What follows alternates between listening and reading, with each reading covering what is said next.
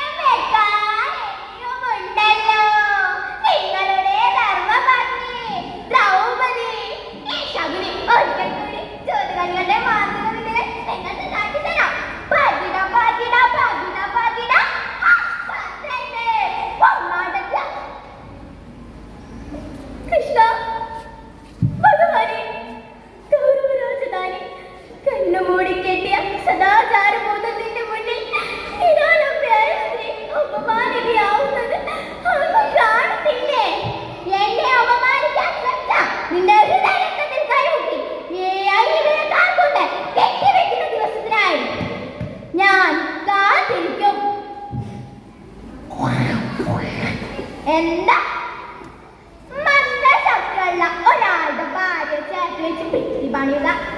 ഒരു സ്ത്രീയെ പേര് കൊടുത്തിട്ടാണെങ്കിലും കാര്യം അങ്ങോട്ട് പൂർത്തീകരിക്കുക.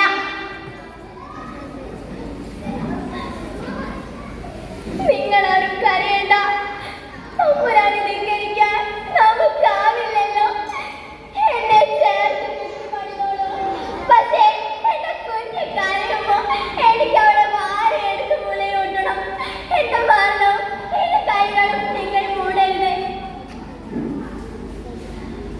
ഒരമ്മയുടെ അവകാശം നിഷേധിച്ച് കളയല്ലേ തമ്പുരാക്കന്മാരെ.